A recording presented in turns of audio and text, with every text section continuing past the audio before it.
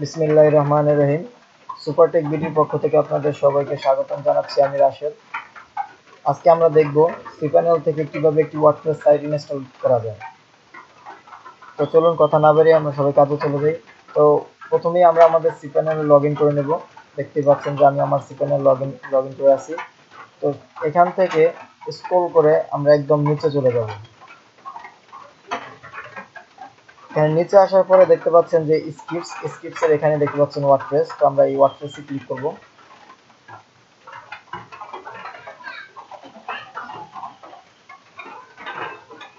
ওয়ার্ডপ্রেসে click করার পরে এখান থেকে দেখতে পাচ্ছেন যে ইনস্টল অপশন। তো আমরা ইনস্টলে ক্লিক করব। ইনস্টলে ক্লিক করার পরে একটা ফর্ম শো হচ্ছে। তো এখানে আপনারা আপনাদের ডোমেইনটা সিলেক্ট করে নেবেন। আমার একটা ডোমেইন আছে, যেখানে আমি ডোমেইনটা সিলেক্ট করাই আছে।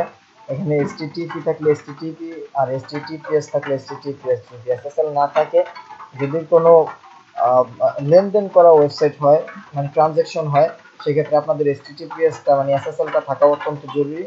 না হলে কেউ এই ওয়েবসাইট ট্রাস্ট করতে চাইবে না। তো এখানে হচ্ছে আমাদের সাইটের একটি নাম দেব। তো আমি আমার সাইটের একটি নাম দিয়ে দিচ্ছি, অলরেডি দেওয়া আছে ইশপ ফ্যান্টাসি।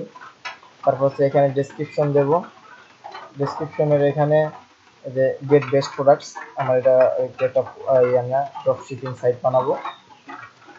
তারপর হচ্ছে এখানে অ্যাডমিন, মানে এখানে আপনি নেক্সট টাইম লগ ইন করার সময় আপনি কি কি ইনফরমেশন দিয়ে লগ ইন করবেন, মানে আপনার ইউজার নেম কি থাকবে আর পাসওয়ার্ড কি থাকবে। তো আমার ইউজার নেম আর পাসওয়ার্ডটা আমি একটু হাইড রাখতে চাচ্ছি, যার জন্য আমি ভিডিওটা পোস্ট করে আমার ইউজার নেম আর পাসওয়ার্ডটা দিচ্ছি। কিছু মনে করবেন না, আপনারা আপনাদের মন মতো দিয়ে নেবেন ইউজার নেম আর পাসওয়ার্ড।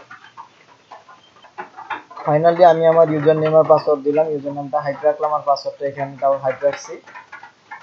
তো আপনারা এইভাবে আপনাদের ইউজার নেম এবং পাসওয়ার্ড দিয়ে দিবেন। তারপরে সবকিছু এখানে ঠিক আছে। আপনার এখানে ল্যাঙ্গুয়েজ কি রাখতে যাচ্ছেন, আমি স্বভাবতই ইংলিশই রাখবো। তো তারপরে এখান থেকে সবকিছু ঠিক থাকলে ইনস্টল।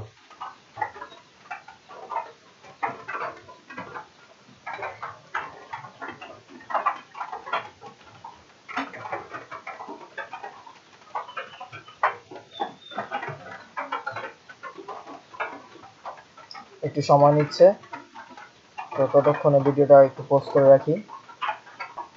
তো এখানে আমার ওয়ার্ডপ্রেসটি ইনস্টল হয়ে গেছে। তো তারপরে এখানে দেখেন কনগ্রাচুলেশন, দি সফটওয়্যার ওয়াজ ইনস্টলড সাকসেসফুলি।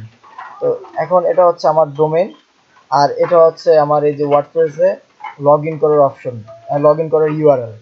তো এখানে প্রথমেই আপনার ডোমেইন নেমটা দিবেন, তারপর /wp, তারপর হচ্ছে হাইফেন, তারপর হচ্ছে দিবেন অ্যাডমিন।